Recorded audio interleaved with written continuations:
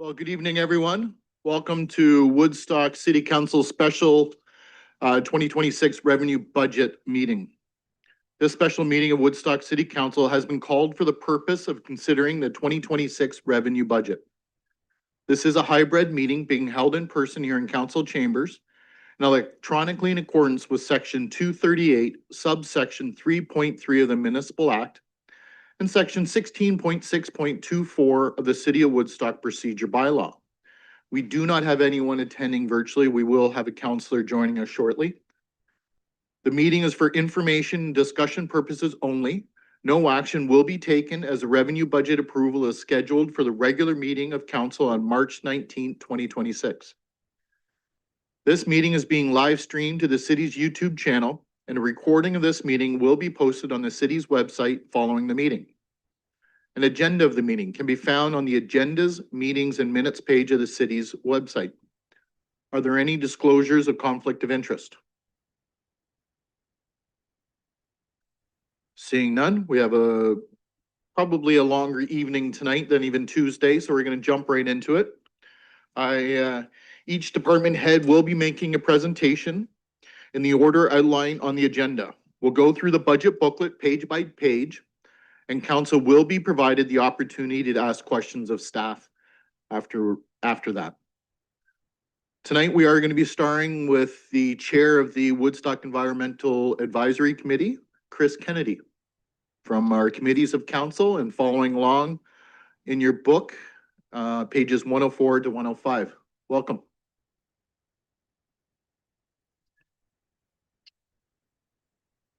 Okay, so anyway, just want to come here to sort of give a year-end review and just ask for continued support of the budget for WEAC. And so it's a busy day. I'll just get right to it. To the mayor, just for you and council and staff, we're doing a brief year-end and budget request for the Woodstock Environmental Advisory Committee. So as a background, WEAC has, that's pretty small, existed in the city of Woodstock since ordered in 1990. General objectives are to provide basically citizen input on matters that affect the environment in the municipality. We also take a role in public education regarding environmental policies in place by the city and provide volunteers for city events. So what we're requesting this year is just a continuation of last year's budget with no changes. Basically a budget for special events, educational things, and it's all considered within what our scope of work is. In the past year, we've been to council for approval to for an application to make a city of Woodstock as a bird-friendly city. On its own, doesn't seem like the most important thing in the world, but it works together with our sort of continued work on pollinator species and with other initiatives the mayor's had in the past. So we're hoping to just build on past successes and continue on with that. We did make an application last year and we were missing one point of it. So we've gone back to other community members to get more collaboration, and we've put the new application in and expect to hear a result shortly. We also made a recommendation for City Council to approve having the sustainability coordinator for Oxford County to sit in on our meetings as a non-voting member, just so that we could coordinate resources with what's happening at the county already and share information and resources that way. That was passed thanks to you guys, and she's been a great resource, and we've been able to share information and we'll continue to do so. Some of the volunteer events we've been to this year were Thames River cleanup, which was coincidental with the city cleanup, and we had members at both events this year. Participated in the Children's Water Festival in May, which is a really amazing event that is in Woodstock every 3 years and in neighboring Conservation Authority locations in other years. Many students through, and just a good public education event, and it's good for families and everyone else too. We were also at the Canada Day and Cowapalooza events, supporting the waste diversion tent for the city and coordinating the city volunteers that helped with that. Some other events we did were, we held a CD Saturday, which is, we started a seed library at the public library. So just every year we do an education event associated with it and to both just spread information for it and help you with gardening in the future, how to collect seeds and what you can get from the library.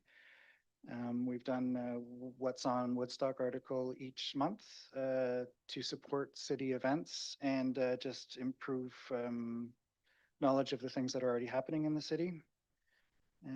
Took part in some Trashapalooza events, which none in Woodstock last year, but we'll organize one for this year. And yep, what else? Yeah, lots of communication with the Parks Department recently, actually, regarding new locations for pollinator gardens. We're trying to help. Our woodlot coverage is not great in the city or the county, and so we're trying to, if we get more pollinator gardens going, we can use that as to be included in woodlot coverage for species biodiversity. Participated in the City Beautiful Awards this year with an environmental category, which was a cool new initiative for the city. And yeah, so basically members of WEAC sort of contribute to the community through advice to council and education to the community. And we're hoping to maintain support. We've had two members retire from the cabinet this year. That is Catherine Mott Stewart and Leah Santos. And so we want to say thanks to them and wish them well. And also welcome new committee member Laszlo Walt. So in summary, I just like to recommend that council accept our request for budget extension and thank you guys for the support and please let us know if you need our support in anything you need. Excellent. Well, thank you. Is there any questions of the chair? Councillor Schattenberg.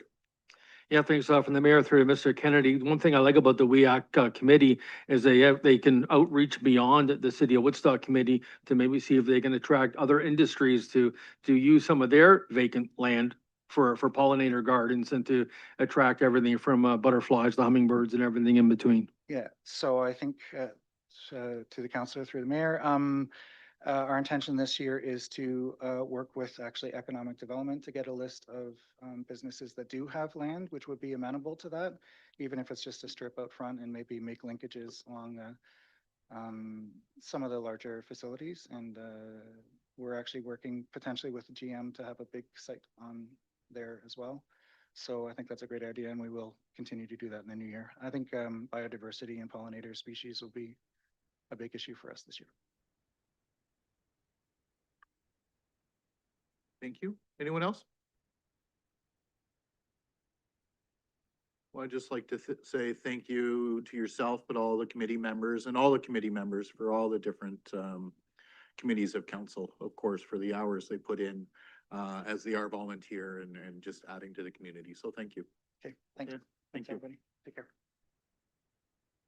So for those following along, again, we're on pages 104 and 105. And this is for the Heritage Committee, Accessibility Committee, Rec Advisory Committee. Of course, we just heard from WEAC, Youth Advisory Committee, and Museum Committee. Is there any questions on any of those before we move along?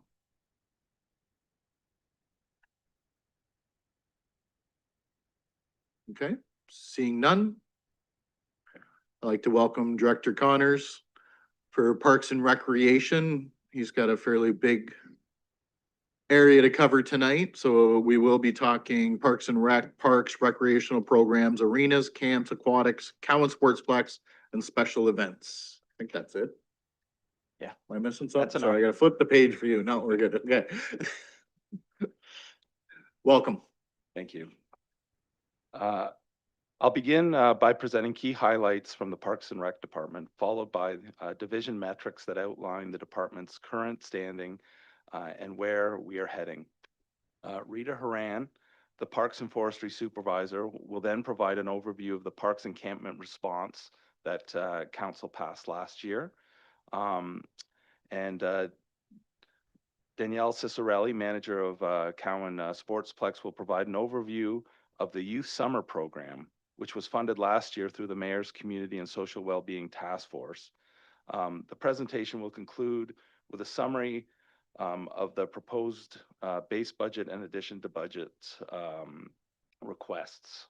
So moving on to the highlights for 2025. Obviously, one of the big highlights was Cowapalooza with Big Rec and Cowapalooza Country. Another one was we attained Hi-Fi accreditation, which covered all recreation and cultural programs and camps. This was several years in the making and is a nationally qualified standard for recreation. We did complete the renovations at Tip O'Neill. Cowan Sportsplex community rooms and offices are now complete and redeveloped. Northland Park was redeveloped. We had a successful Fall Fest that was developed and executed. Parks encampment response and youth summer programs, which will be discussed later. Right at the end of the year, Parks received a $100,000 private donation, which will go towards 2 scoreboards at Southside East and West and other capital improvements for minor ball. Finally, as you'll see in the upcoming slides, overall participation in parks and recreation assets and programs continue to increase. So start off with the parks metrics. Sport field revenues have increased 20% year over year again. Tournament hours on our Class A and AA fields have increased to near capacity. Parks rentals have also increased 55% year over year. 2 factors likely contributed to this increase. First, there was an exceptionally warm summer in 2025, extending the seasons and encouraged more frequent use.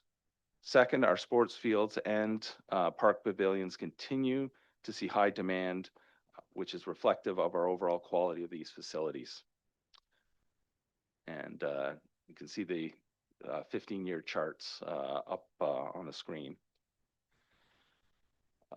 So the arenas, this is the slide for ice rentals. Reeves Community Complex ice rentals rose 8.7% in 2025.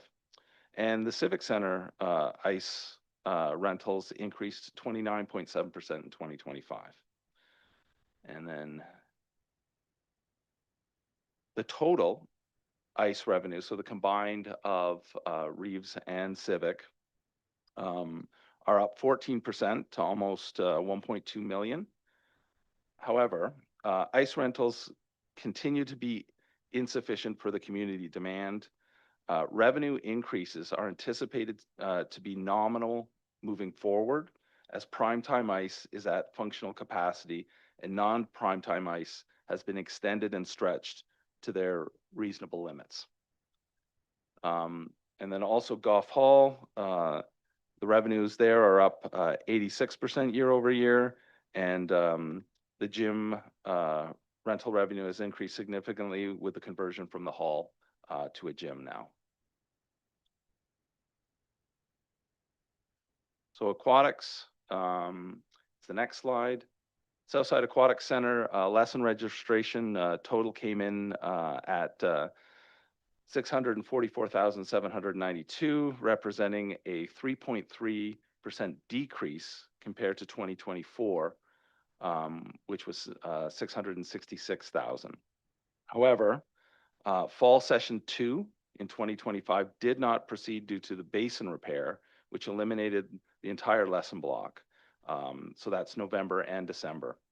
Based on the 2024 registration volume in the same period, it is reasonable to conservatively estimate an additional revenue of 1,280, representing approximately 800 or 88,000 in revenue.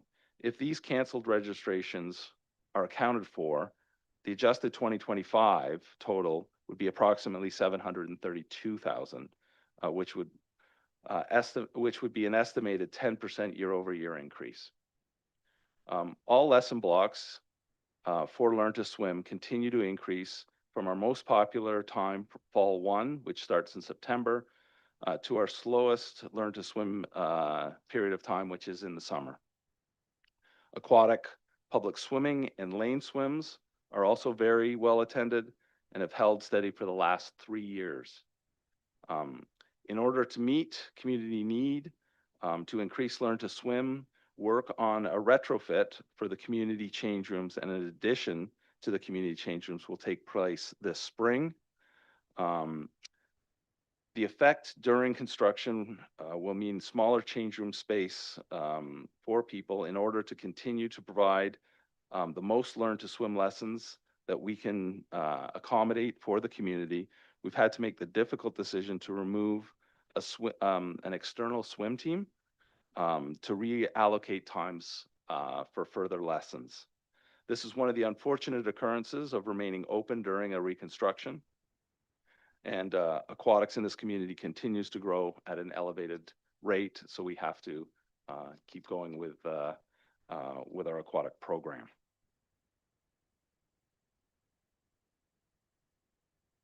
Cowan Sportsplex continues to be a very heavily used recreation center, increasing its overall usage both in terms of participation and revenue.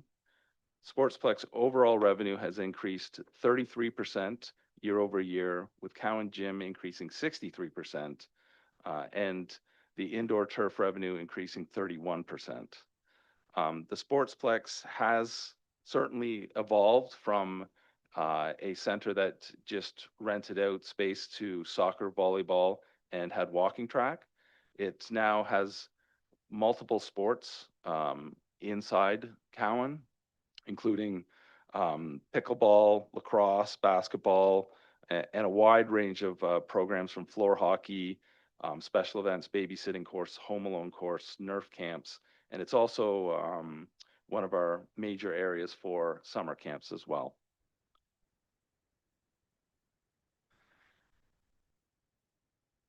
Recreation programs had a modest decrease of 1.2% in 2024.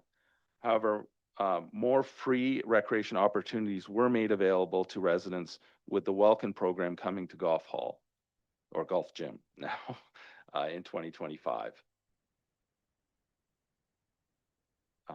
Camps, city camps revenue grew a modest 2.6%. What was unexpected in 2025 was there was much more demand for inclusive services. So much so that we moved a camp leader with proper inclusion training to help accommodate for the demand for inclusion facilitators. We had more requests for more weeks with more one-on-one requirements than ever before for our camp program.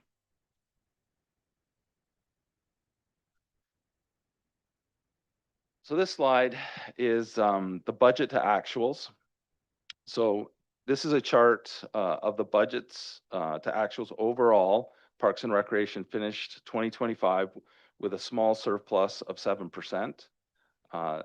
This has mostly been brought about by higher than anticipated usages in rentals and registration in aquatics and arenas, and full-time staffing savings due to the hiring process within the Parks Department.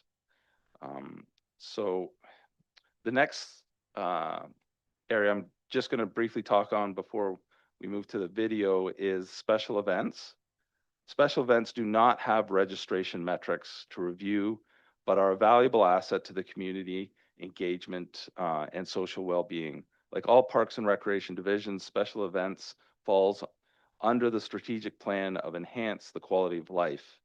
The short video that I'm about to provide will give you some highlights of the special events that the city provided in 2025.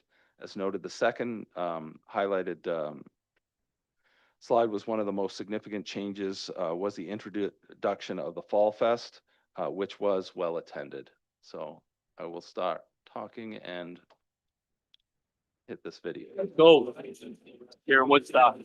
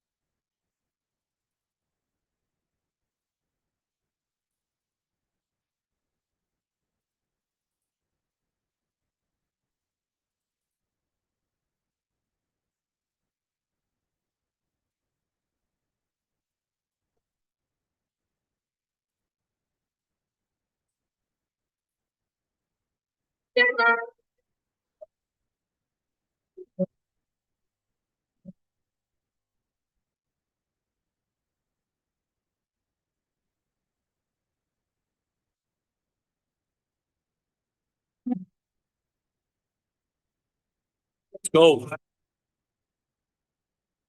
All right, good evening, Mayor and members of council. I'm Rita Haran, the Supervisor of Parks and Forestry, and I'm going to be speaking to the encampment response portion of the Parks budget. For 2026 Parks cleanup budget, we're proposing a $27,900 reduction. This is just over 10% decrease from the budgeted amount in 2025. This reduction reflects our first full year of in-house operations and minimal contracted work that will be needed in comparison to last year. I want to recognize that the progress that we have made is directly tied to council support in 2025 and the strong work of our Parks Encampment Response crew and the ongoing support of our core team and community partners. We would not be as successful without this collaboration. 2025 was a hybrid year. Sorry. 2025 was a hybrid year. We used contracted services from January 1st to May 30th while we hired and trained our staff. Our internal crew hit the ground running on June 1st, 2025. From June to December of 25, the internal crew completed 43 abandoned site cleanups and removed 54.65 metric tons of waste.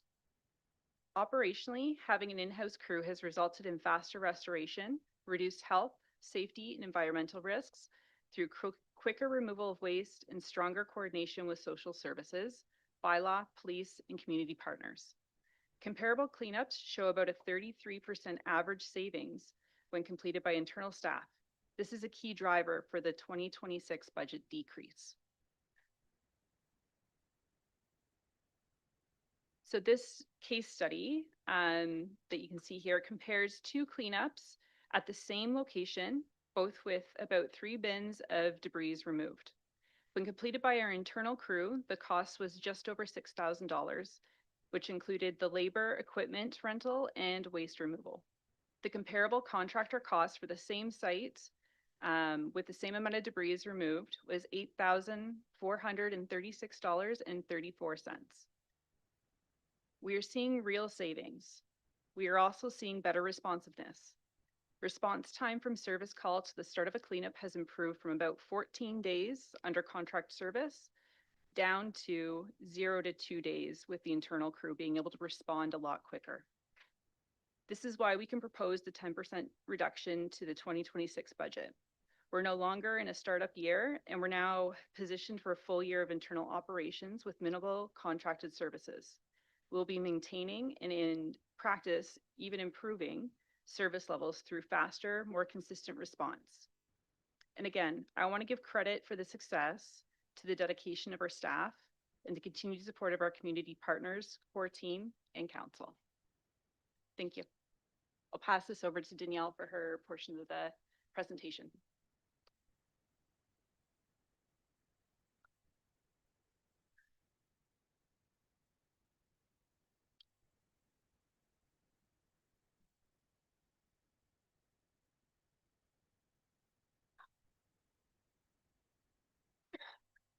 Good evening, Mayor and members of council. My name is Danielle Cicerelli, manager of Cowan Park Sportsplex. Last April, with the support of the Mayor's Task Force Committee, I presented and requested council support and approval to develop a 2-part pilot program for youth ages 13 to 17. Tonight, I am here to share the success of the Youth Summer Pilot Program and Friday Fun Nights. These programs were based on research by Community Building Youth Futures Oxford, which identified 11 key areas for action. One of these areas was the lack of neutral, affordable recreation options for youth. Over the summer, we embarked on a variety of adventures throughout the city, as well as Toronto, Mississauga, London, and the Hamilton area. Through the development of this program, I felt it was imperative to take the opportunity to showcase some of our local businesses here in the city to the youth so they could see what there is to do within the city, either on their own or with friends. The internal city trips and programming came at no cost to youth to attend. Some of the local adventures we took here to Whisk and Roll, where youth made homemade pretzels, cookies, and cupcakes. We also took part in various art activities at the Woodstock Art Gallery and Do Good Art Studio. We managed our way through the escape room at the museum. We took part in a golf lesson at Four Golf, along with fun recreational soccer programs at Cowan Park Sportsplex, pizza lunches, and recreational skating at Reeves Complex. Our larger trips consisted of visits to Canada's Wonderland, medieval times, the factory in London, the Minecraft experience, a Blue Jays game, East Park, and treetop trekking. Overall, we had just over 200 youth register and participate in the excursions named. The $30,000 funding that we received from the Community and Social Wellbeing Reserve Fund was used to hire a 4-month summer student to assist with the development, booking, admissions, ratio, and supervision of the programs, along with the transportation costs, and to provide a reduced and subsidized fee for youth to participate, minimizing financial barriers, all while being able to offer incredible opportunities. Our Friday night fun nights took place primarily at Cowan Park Sportsplex and offered a wide variety of diverse programming, including board game nights, basketball games, theme nights, dodgeball, bubble soccer, and more. These programs were offered at no cost to youth, and youth had the chance to either register in advance or drop in. Overall, we saw over 60 youth participate from September through to December. As we know, the youth demographic can be challenging to engage, and between the City Summer Pilot Program along with Friday Night Fun Nights, we were able to successfully capture the attention of the youth, engage, participate, create new friendships, provide an opportunity for some to step outside of their comfort zones, and make lasting memories. In conclusion, I would like to leave you with some of the testimonials that were shared that we've received from families through email and social media about the youth programs we offered, and for that this council consider approving the continuation of youth recreation programs permanently through the recreation operating budget. Some of the impactful testimonials that we were able to obtain that these were fantastic programs. I wish these were offered when I was a youth living in Woodstock. My kids love the diversity of these programs, a little bit of arts, a little bit of sports. I have 2 very happy kids. Thank you. Very affordable. Thank you for giving my children this opportunity. As a very busy family who works outside of the city, we are grateful for the youth summer programs, which is giving our kids something exciting to do with their summer. And finally, thank you to everyone who made this program happen. Our family hopes to register again for 2027. Thank you.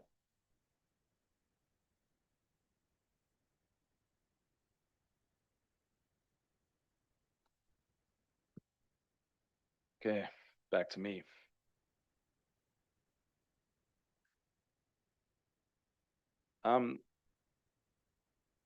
So this slide is going to go into a little more detail about the Parks and Rec Department's request for additions to base budget.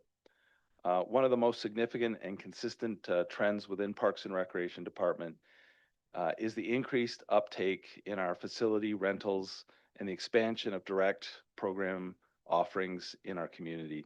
These developments are positive and align with our core purpose of the department. However, this rapid growth has created operational pressures, including increased strain on service standards and on the administrative capacity required to support the delivery. To help address these recreational related pressures, the following three additions to base budget are being posed. The first is a full-time aquatic coordinator. This is our department's most significant staffing need. The manager of aquatics currently oversees 5 full-time employees and 106 part-time employees throughout the year. With many of the part-time staff turning over within the first 2 years. As a result, the demands associated with recruiting, onboarding, training, supervising, and corrective action are ongoing and substantial. In addition, the manager must ensure the safe operation of the facility and respond to increased customer service expectations, as is typical in a high-volume aquatic environment. For context, the level of supervision support has remained essentially unchanged despite participation levels increasing fourfold in the past 15 years, and the aquatic division employees increasing about 85 staff. We've also put forward a recreation coordinator, but this position we're going to ask to defer until 2027, and this would be for Cowan Sportsplex. The final two staffing requests for consideration are to convert part-time custodian hours at Cowan Sportsplex to a full-time employee and to convert a part-time arena laborer to a full-time employee. Both requests are being put forward due to the difficulty maintaining staffing at the part-time custodial and arena laborer positions. My final slide. The final two program changes I'd like to put up for consideration from the department is to put forward 3 more inclusion facilitators. This will help to provide one-on-one or one-on-two support for camps who require this level of support to attend our city programs. The 2 options that council can consider with regards to funding this request, the first option being to add 3 more inclusion facilitators to the budget, which would add about $20,000 to the levy in 2026.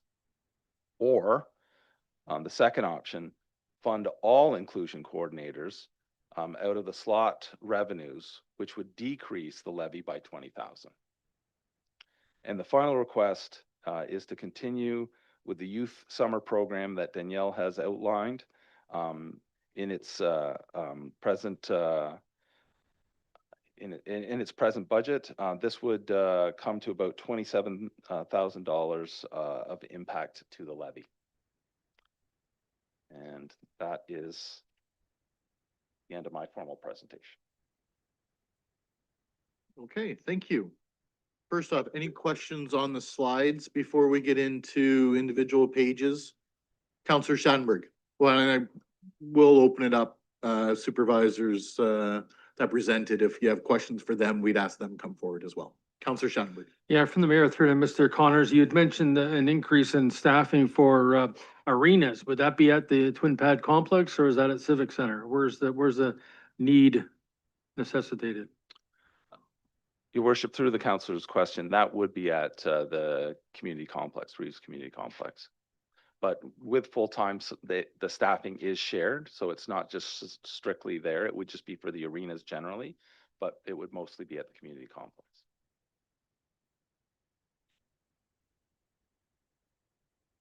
Thank you. Anyone else?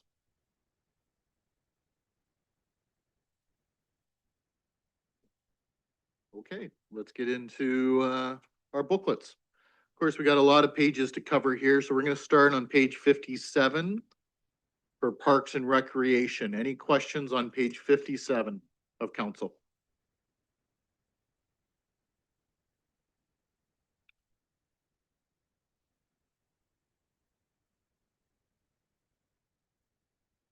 Seeing none, we'll go to Parks. And we'll do page 58 and 59. Of course, those following along at home, we're talking about Parks on page 58 to 63, but Right now, we'll go page by page with 58 and 59. Any questions? Counselor Shattenberg? Yeah, again, thanks to the mayor through Mr. Connors. I noticed the number for ball and soccer field league rentals went from 150,000 to a projected 185 for this year, 2026. That's a significant upgrade. Is there a reason for that? That's page 58. Your worship, through to the councillor's question. When we do put the budget together, we do look at what is coming online. And one of the pieces that would be coming online is the cricket pitch. So we do think that that will bring some funds in. The pitch won't be ready right away because we still have to grow grass on the pitch. Other than that, it's ready. So this would be like half a season for cricket pitch. Okay, I'll just remind staff to, or sorry, to council to mention a page and what line item, just so everybody can follow along, please. We'll open it up to page 58, 59, 60, and 61. Any pages up to 61, 58 to 61. Counselor Lauder. Thank you. Through the mayor to Mr. Connors. On page 58, on the 67114 and 67115, the recovered from Fanshawe ground maintenance and from the Good Beginnings, is that just something that hasn't been posted there, or just what's going on there? Your worship, through the councillor's question, yeah, that has not been posted. That's why it's showing as 0, but before they end up, they will post the full amount.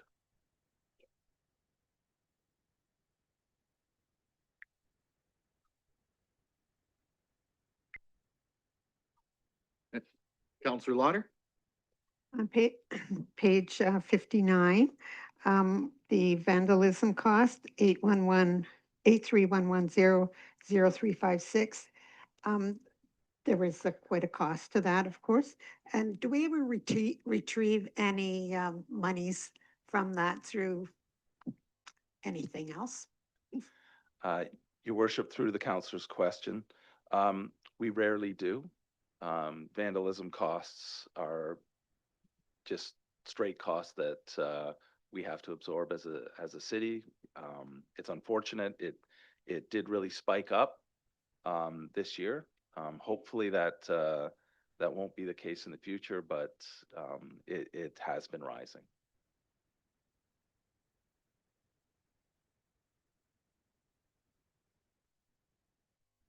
Yeah, it's unfortunate, almost $35,000 just on vandalism. Yep. I'm gonna open it up for the entire section 58 to 63 now. Any questions at all on parks before we move along?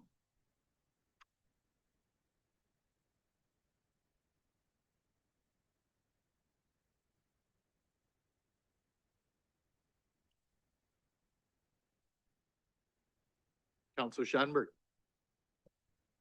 Yeah, thanks. On page 60, I see quite an uptick in trees and parks full-time going from 27,640 to 55,780. That's a 101% increase, but is there a reason for that? Your Page worship, 60? your worship, through the councillor's question. Sorry, is this trees and parks? Counselor Wood. Yeah, bottom of page 60, trees in parks, full-time. 8316-0-0101. Yes. Counselor Shattenberg, is that what you're referring to? Your worship, through the councillor's question, all the full-time wages, the parks supervisors got together and tried to put them into more accurate places. So you'll notice that in some places it's gone down, in other places it's gone up. That's just to reflect the amount of work that's being done within parks.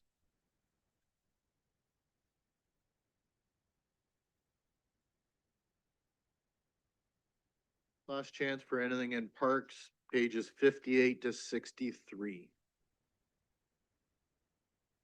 Oh, Counselor Leatherborough. Sorry. That's okay. Thank you, Mr. Mayor. Through you to Mr. Connors. I know we've discussed this in previous years on page 58 under encampment response county contribution. I just didn't know if you could, for the public's benefit, or if Rita wanted to speak to just what that monies is year over year. Okay. Okay, sorry, so this page 58?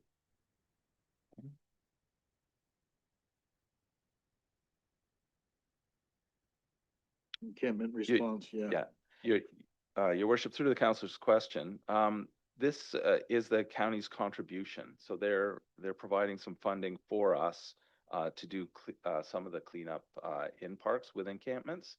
And this is the amount that they provided, 50,000. They've kind of said that this is how much they would be able to do in 2026. So that just directly helps our bottom line.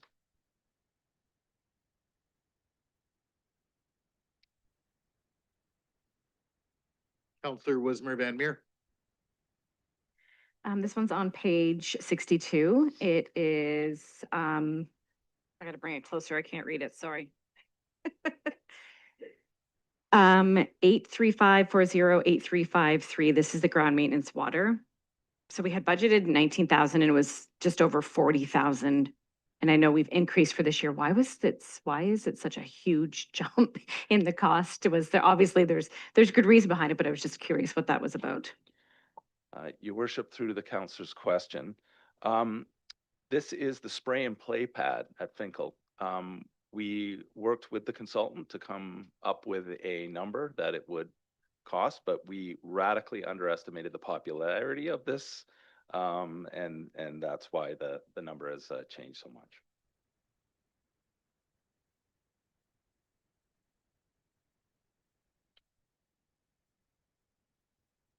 Anyone else for parks?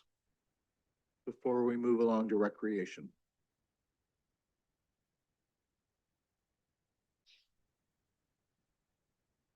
Okay, seeing none, then we'll go to recreation programs on pages 64 and 65 in its entirety.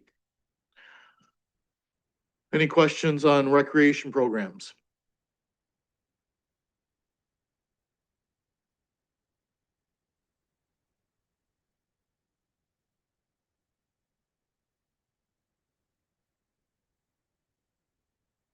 I guess while everybody's looking, I'll just like to highlight the FAIR program where we've already discussed as a council how it hasn't been fully utilized. It's on the bottom of page 64 at only 11,500 out of 35,000. So hence why this council proudly decided to make those changes and hopefully get more people using it. So thank you again on that. Any questions on page 64 or 65? For recreation programming.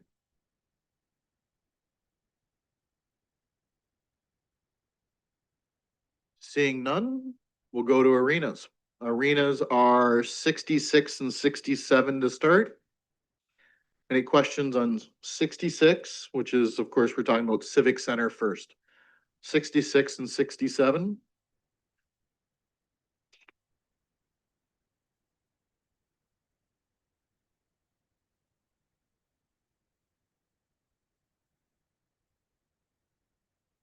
We'll open up to page 72 and 74 as well. Which of course is Southwood Arena. So any questions on Civic or Southwood Arena at all?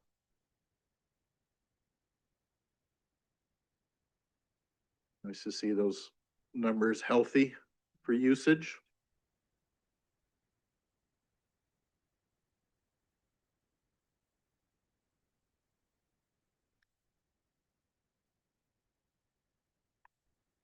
So I thank staff for also finding a few more hours in a day for some of the B teams. I bumped into two of the teams out for breakfast this week and they're quite excited, so.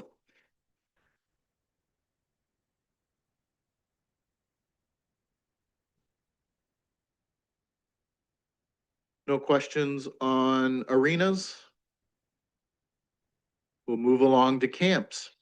Camps is page 68 to 69. And I right smack dab in the middle.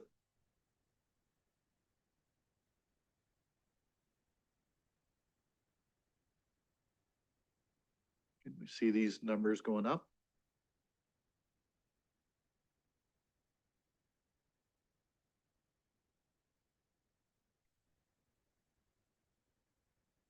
Your presentations were so good. Your slides. Seeing none before I move along to aquatics. Okay, we'll go to aquatics on page 70 and 71.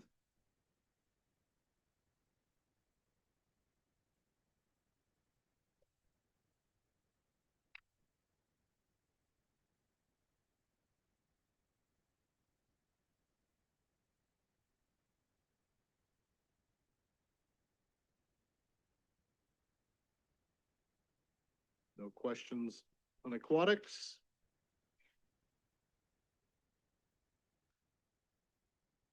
Okay, moving along to Cowan Sportsplex on page 75 and 76.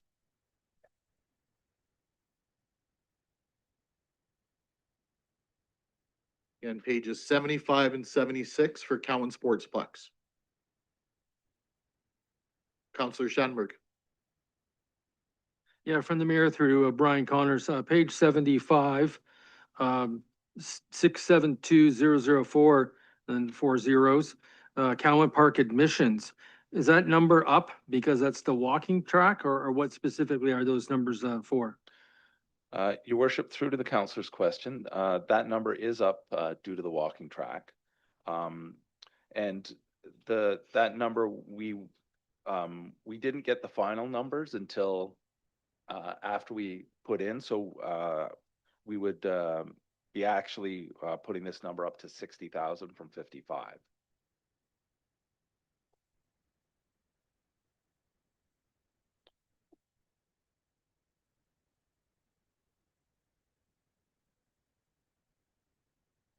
Any questions? Any further questions, sorry, on Cowan Sportsplex? Counselor Lauder. This isn't a question, this is a comment, and I've gone up there quite a bit this winter because of the weather. And it's been very busy on the track, and you really have to stay in your lanes because you could get run over if you get in that wrong lane. So thanks for all the work that they do there.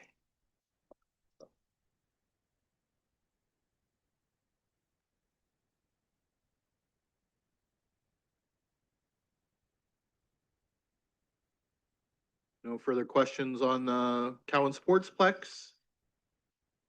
We can move along to the last one, last chance.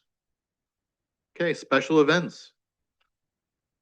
This is on pages 77 to 81.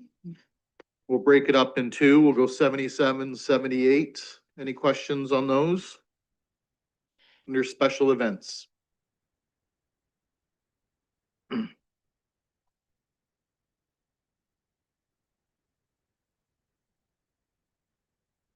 Don't suppose you can tell us yet who's playing for Cowapalooza this year? Your worship, through to your question, I could, but then I would have to face the wrath of someone in Bart. the bleachers, so I will not do that. Any questions for special events? Then I'm gonna open it up to the whole section, page 77 to 81. Any questions at all for special events?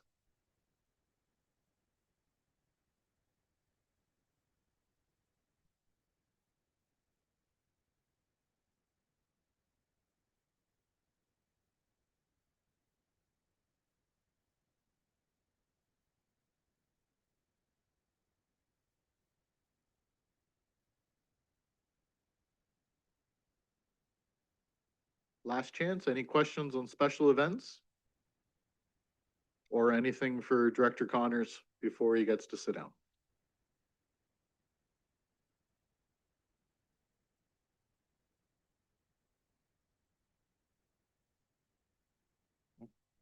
Okay. Oh, sorry. Counselor Wismer Van Meer. Sorry, I almost let you go. There we go. being tricky. This one is on page 80, just for the CP holiday train. So it would be the lines 377 and 393, the supplies and purchased services. They were over budget quite a bit, but we still budgeted the same from last year to this year. Was that just like an anomaly that those were over budget from last year? Something that came up that was unexpected? Your worship, through to the councilor's question.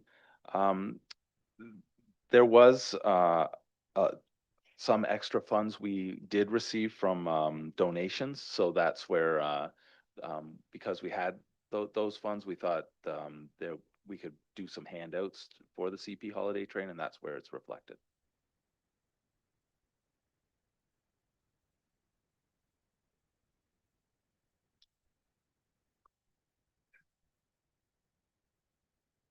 Last chance for anything on special events. Or anything else for Mr. Connors. Okay, seeing none. Thank you. Thank you. And thank you to the supervisors also for presenting. Next up, we'll have Director Mullenhughes for Public Works.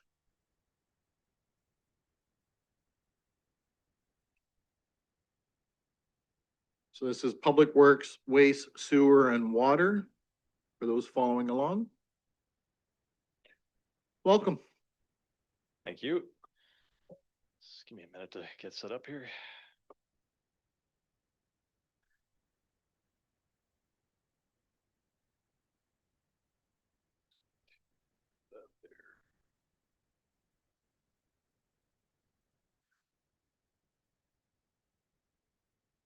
Okay, thank you, Mayor and Council, for the opportunity to present the Public Works 2026 operating budget and work program to you this evening. Myself, Jeff Mullenhughes, Director of Public Works, and we do have our leadership here from Public Works as well.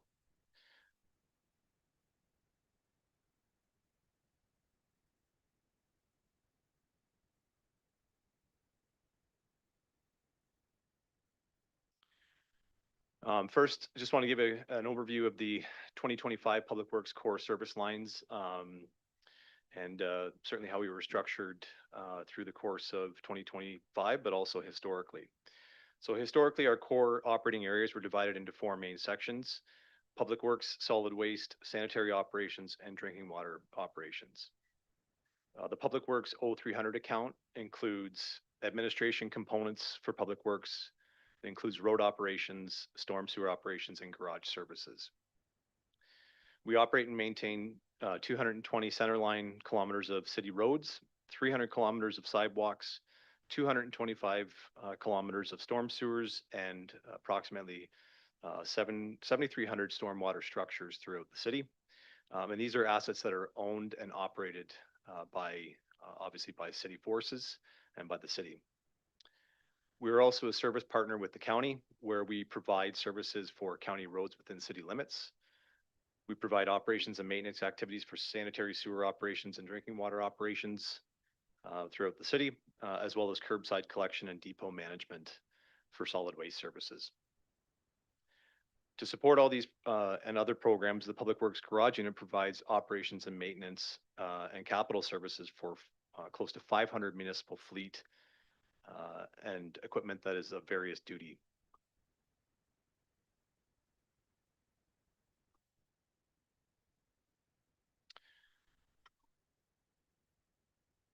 We run a complement of 80 staff over 3 daily shifts. This number includes our full-time and part-time seasonal staff.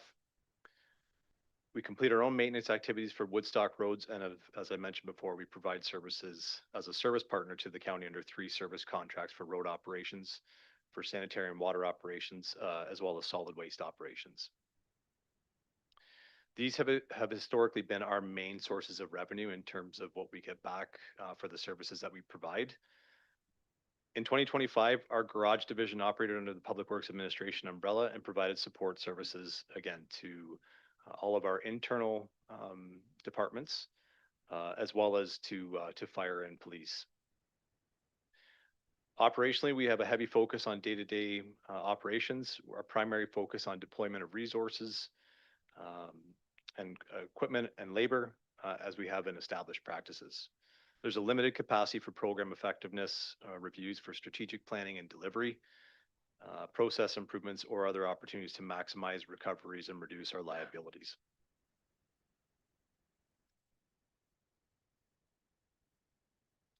"2025 achievements. So our key achievements over the course of 2025 included major program initiatives.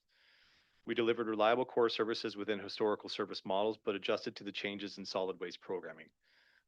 That can't be noted enough in terms of the amount of change that came with that particular program, and certainly that's something to acknowledge with our staff, not only at the administration level, but our frontline staff as well. There's a significant change that occurred there for them, and certainly that's something to be acknowledged. Our workforce sustained an early and tough winter. Again, that's something that can't be underscored enough, that the early part of the winter and how it's been sustained so far, it can be a grueling time frame for everyone, and in particular, if you're in operations and have to deal with the after hours calls, if you have to deal with being on the front line to provide those services, it is a tough job. All these were certainly substantial, and our staff should be recognized in providing the services and the core services that we provide on a daily basis for our residents. We're making more efforts to rely on technology integration to support and communicate our services. We've addressed planned and unplanned labor movements within our 2025 work program and made plans for new programs in 2026, including our routing capabilities, which have also changed, certainly with solid waste, and planning for field efficiencies. Our building renovations were completed, and that's certainly been a positive aspect of what's provided to our staff and where we operate out of. We have great training space now. We have a lunch space that allows us to all come together and to use that space and utilize that for training and other purposes. We also have an updated washroom and change space, which is certainly a critical element of supporting our staff. In addition to that, we've also had a number of opportunities for upskilling and accreditation throughout our department. And so that's also something that should be acknowledged, not just with our supervisory level, but there's also at the staff level where we've seen accreditation for staff that have come in and served in public works.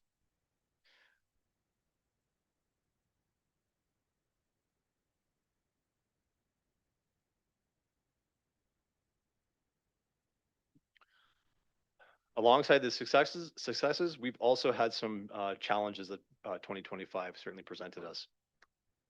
Our resource availability and our consistent deployment across our operating programs has resulted in gaps of service and cost control challenges.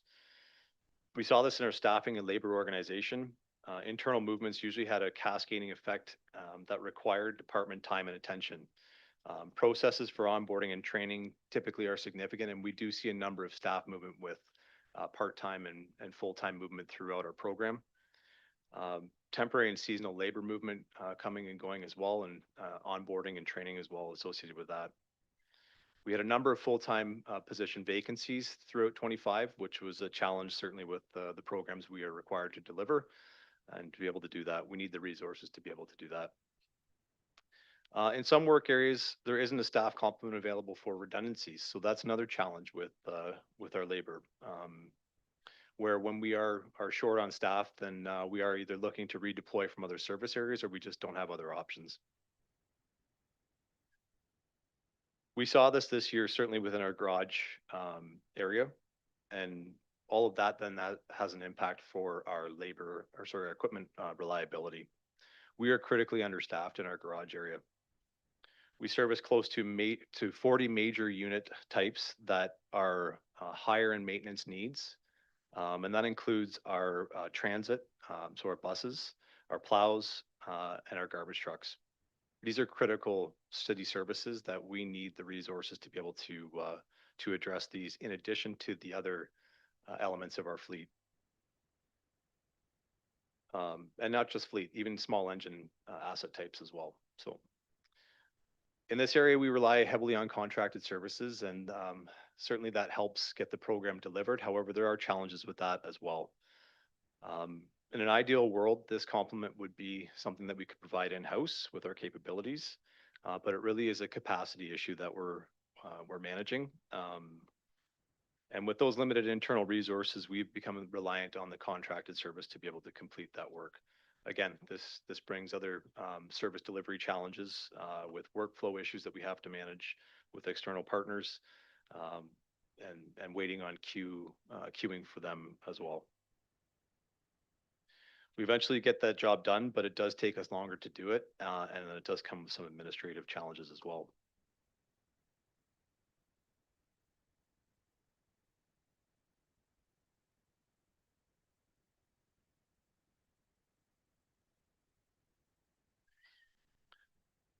Some of our core programs, the focal points of the season that we've experienced, bring some of these challenges to the surface. Obviously, with the winter we had in the early winter, our leaf collection program was delayed in terms of final completion. And so, you know, there was some of the leaf collection program this past season that we certainly still have to get to when the winter does let up. With a long and grueling winter, it does wear on staff. You know, it is certainly something we see every day with snow, and it's a challenge for the public when you see an event coming. It's not the best frame of mind, but we have a great staff that is ready for the call every day. But it does wear on. It does become a long winter, so that is also a challenge.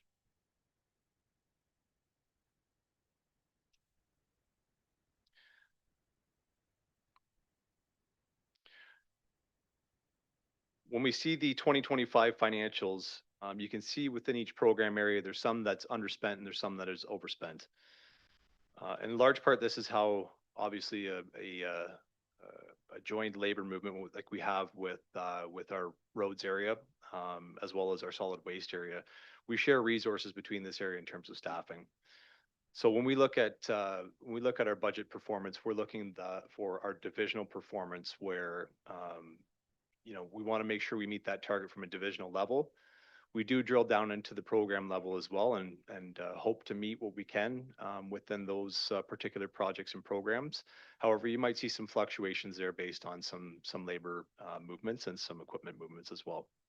You can see that when it comes to, in particular, to the roads department, as well as in the solid waste area. There's some underspending in roads, and then there's some overspending in the solid waste area.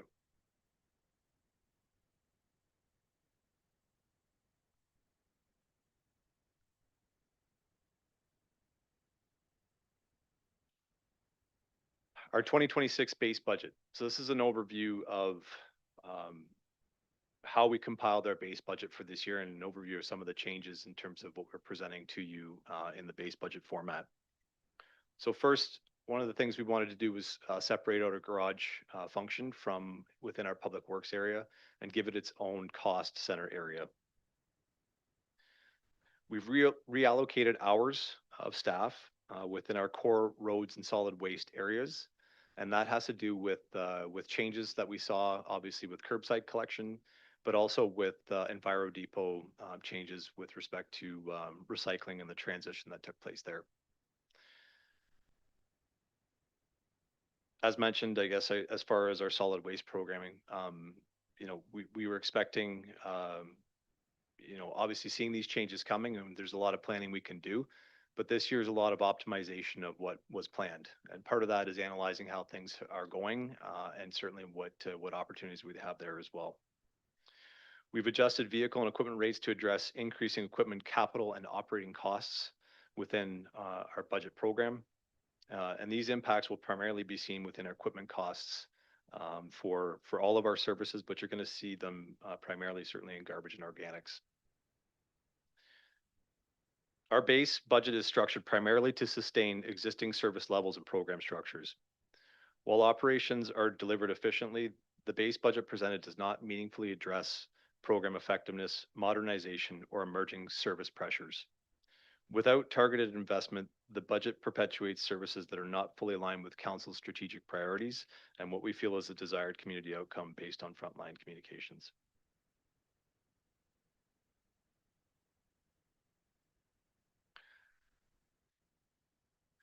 The financial breakdown of the umbrella of services under Public Works within the base budget presented is shown to you here in this figure. Our total expense for 2026 is in the range of 17 million. And these are straight expenses and do not include any offsets from revenues anticipated.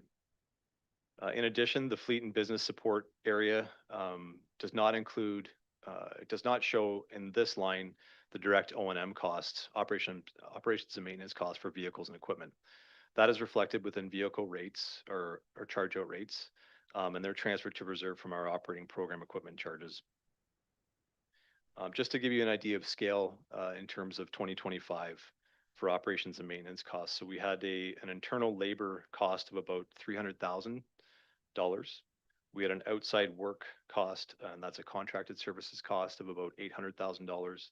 And our outside parts that come with those contracted services are in the range of $500,000.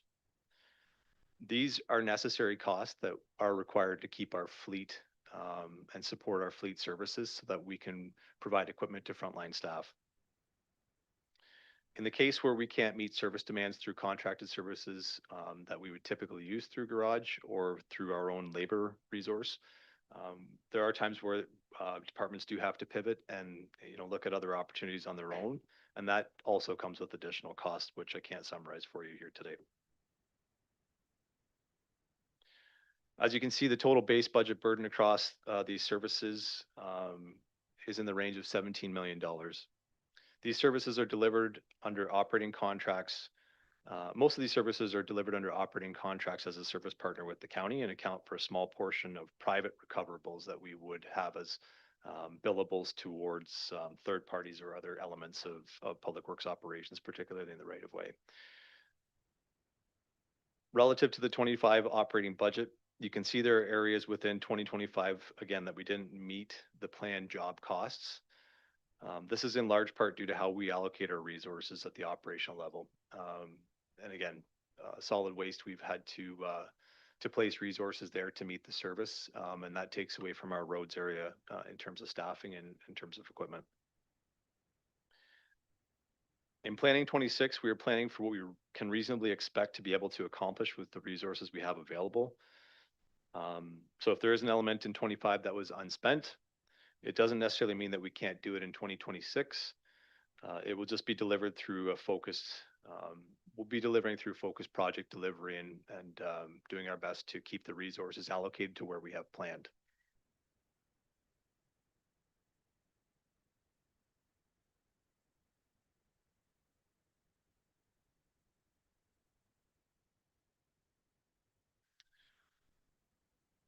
So with that comes a fundamental question for Public Works.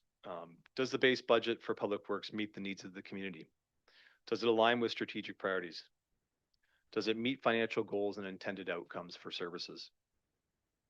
With the base budget, we will continue to have fundamental challenges. Generally speaking, our operations is stable, and most of the core functioning areas are in a stable condition, and our staff are working hard to deliver programs for frontline services. However, as noted, we do have a challenge with our garage, and we certainly see that as something we would consider in crisis mode.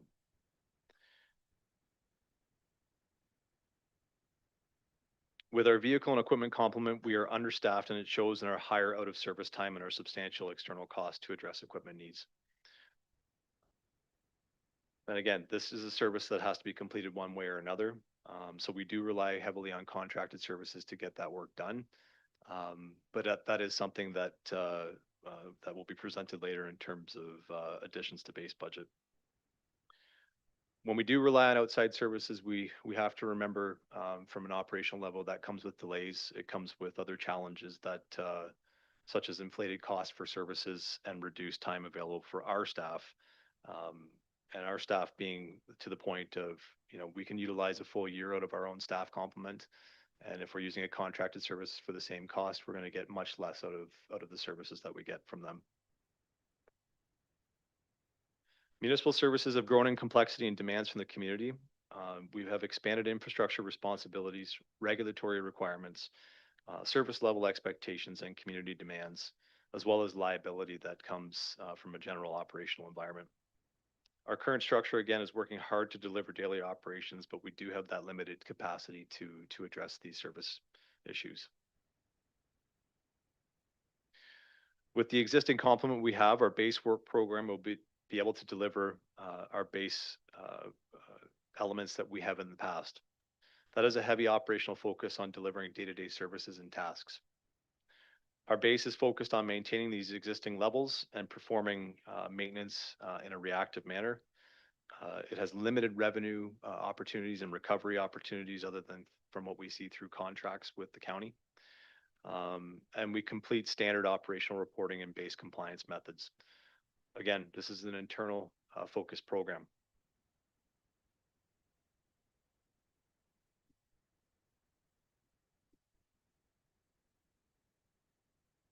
And this is an overview of that base program. As you can see in terms of the structure of our operating department areas, we've separated out the fleet, the garage into a fleet and business area, and that's the cost center you see at the 0312.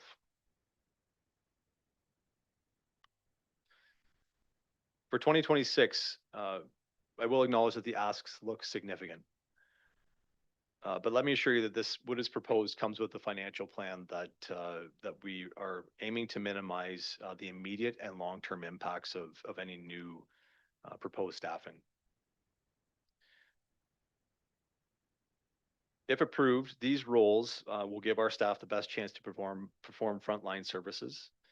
They will ensure broader safety and compliance can be achieved, and in particular within our fleet area. It will unlock new revenue opportunities and maximize fees and charges opportunities. It will optimize service contracts and vendor and operations management. It will give us the ability to develop and implement programs that minimize our risk portfolio, as well as analyze and enhance programming to support strategic plan priorities.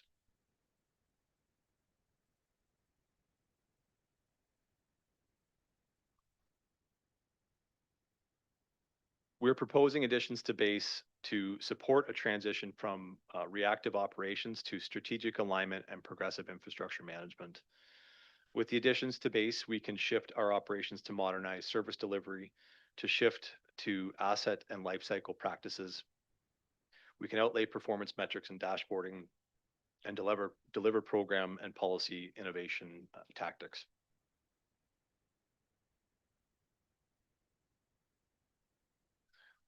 With the additions, there is a financial component that we have presented certainly through this year, and this is what we see for a 2026, 2026 and beyond normalized annual impact. And so we are relying heavily on new revenues, reduction in contracted services, a reduction in part-time labor complement, and we're utilizing also a reduction in parts and supplies costs that we see from contracted services as well. These are direct costs only. These are not any indirect costs that we could also be achieving through the course of through optimization.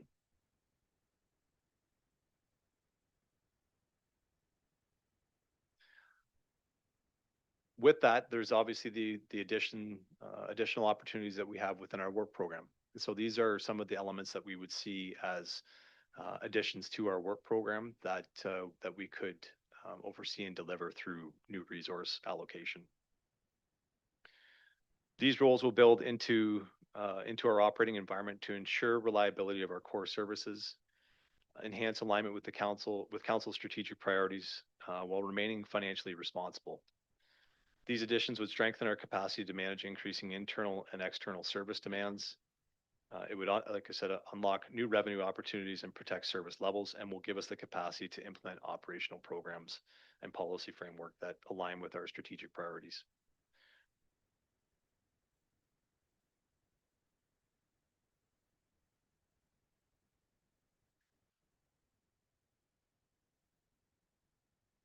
So just in summary, our base program delivers services and will continue to have fundamental challenges in service delivery.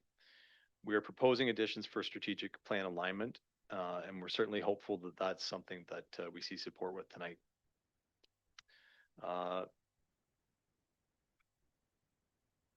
In effect, I guess and in closing, the implementation of our Public Works base program is, like I said, we have a great complement of staff. They work hard through the seasons. We have a number of programs that we deliver with the staff complement that we have through our base program. And, I'm certainly, from my short time here, I'm proud of what I see from our operational level. There are opportunities for improvement, and that's certainly what we're looking for. And it's certainly not a skill gap, it's what we see as a capacity gap. And so that's what this points tonight are in terms of additions to base. Thank you. Thank you. Any questions on the presentation before we get into sections? Councillor Wismer Van Meer. Not so much a question as much as a comment through you, your worship, to Mr. Molyneux's. I think that your staff has probably been one area that has to have, especially this year, dealt with the worst. One of my good friends works in the building there and is somebody that answers the phones quite regularly. And between winter and the changes with solid waste, the stories that she's told me and some of the things that they've had to endure and some of the behavior from folks in the community is really appalling. But yeah, they still show up and they do their job and they're doing their things each and every day. So I think, you alluded to that in your presentation. They definitely do deserve a lot of recognition and for what they're doing, and especially for what this year has not been kind to them. Couldn't agree more. Thank you. Councillor Tate.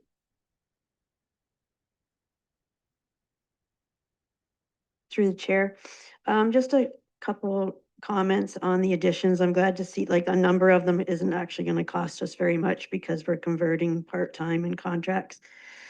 So my question was the two that are obviously larger are both management. So I just had a question kind of on that same vein. We've added all these extra roads to the city and we've never increased the number of actual workers. So when I look at this, I'm just, one of my concerns is maybe we adding too much management again and we should have actual workers because we see with the snowfall, the leaves, all that work. So it's just, we've got all these extra roads and we have never added extra staff. So I just find it's a real stress, as Councillor Wismer Van Meer said, to our existing. So any comments on about adding the management instead of actual workers? Through you, Mayor. Certainly, yeah, I think in terms of what's presented with 6 additional staff, looking at 2 managers. Yeah, as far as adding new assets and adding in more, we are seeing that part of this proposal has a significant portion, I would say, that is at the operational level. I think what you're going to see with the ability to analyze some of our programs, that there may be some service levels that we can look at differently and reallocate some resourcing, some labor resourcing in particular. And unfortunately, that can't be done in good detail and without good community engagement, without specific roles to do that. The way I look at our operations and how we've grown, obviously, I haven't been here through the growth element, but I can certainly see that within our garage area. We run a complement, that, like I said, we're significantly under-resourced there, and we can see that. We see areas like sidewalk, winter control. We see that that's a significant area in need of resourcing, and part of that is also how we organize our labor. And not even from a departmental standpoint, but we look to use seasonal staff through winter control. That can be a challenge as well because we bring in new staff seasonally, and in some cases we have to train them, and then there's also the skill element of the operation side. So you see those when we're bringing in the type of labor, and that's why we're looking to convert those roles to full-time roles, so that we have that in-house and we have that additional capacity for road operations. So I don't necessarily think that we're adding more management. I think actually, if you look at an effective construction environment, That's a key element that's missing in our operations area. Supervisory duties are day to day, and they're looking at rolling, rolling staff and looking at project delivery, but they're not looking at some of these other elements that, from a program enhancement standpoint. So, yeah, certainly see that there's two management staff that are proposed. Again, those come with financial elements that we can't serve with frontline staff either. So that's part of why we are proposing it the way that we are, because there is a financial element to reduce the impact. So just a comment for the public, because I've had some people say, oh, I see all these increases, which is unfortunate because our staffing levels have stayed so low. And because we always do our budget after the county, it's been really unfortunate. So I encourage people to look at what happened at the county, because if you go back this term alone, there was the percentage of increase in their budget is 34%. So it's really tough when we get here. We need the staff because we are understaffed, but just for the public to understand these positions, so appreciate it. Thank you. Any other questions of the presentation before we get into the pages? Okay, let's get into it. So on Public Works, we're pages 15 to 23, so let's open this up to 15, 16, and 17. Any questions on pages 15, 16, and 17?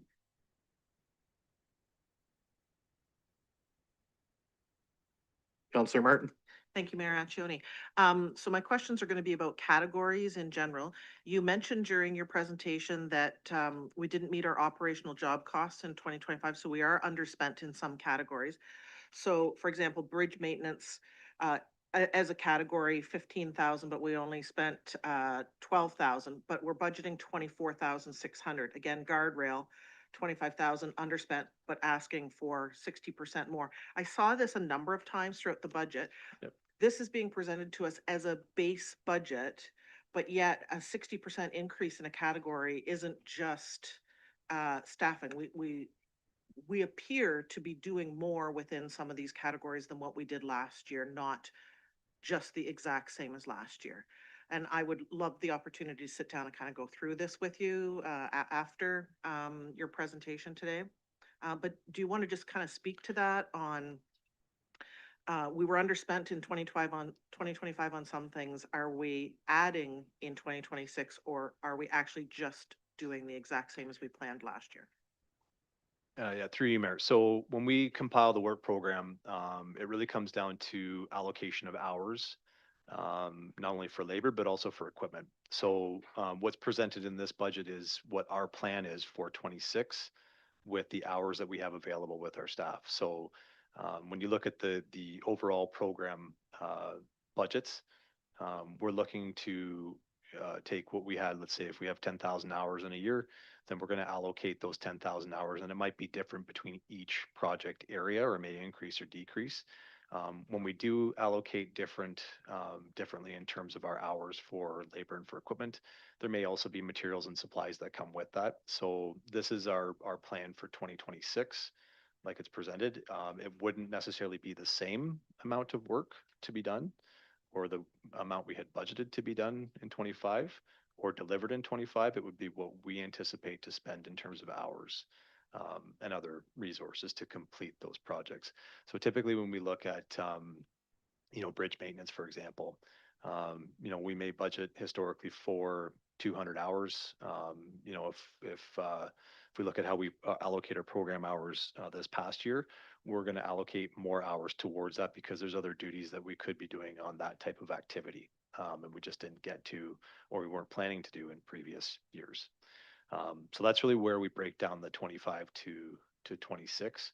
Our labor complement the way that we are organized. So because roads and solid waste share staff more or less, there are times where we have to reallocate resources, and partly why we can't meet some of our anticipated labor budget from 25, because we have to allocate those resources to other work areas. So sometimes those come out of roads, and then they'll be in a position to support solid waste.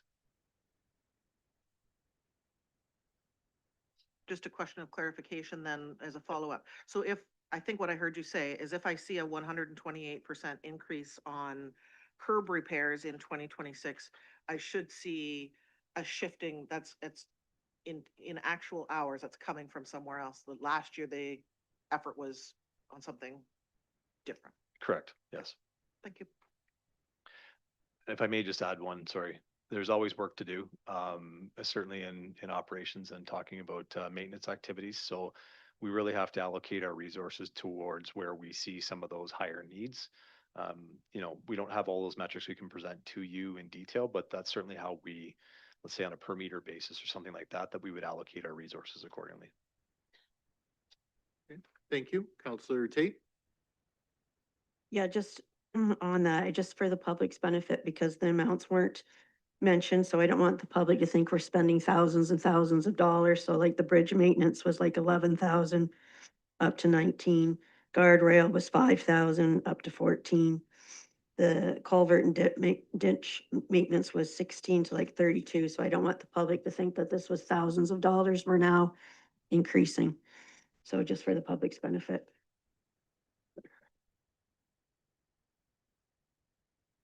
Thank you. Anyone else? Again, pages, I'm gonna open it up for the whole section, pages 15 to 23. Anything on Public Works at all? Again, pages 15 to 23.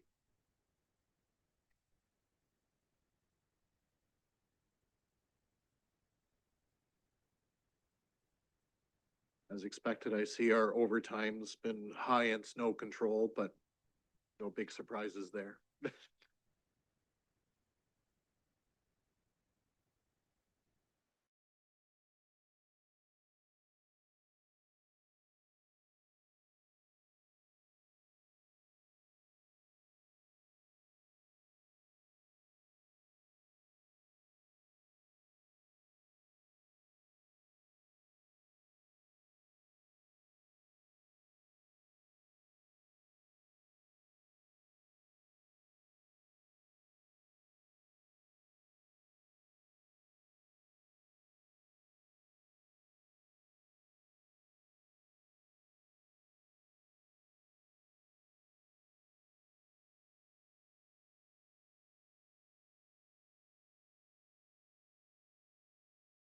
Message earlier today on leaf pickup and wondered if they would be out this weekend to clean up their leaves yet. But they will get to it eventually, but we're still on snow control.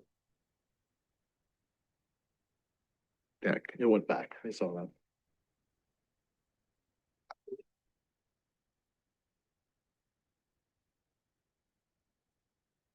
So I'm not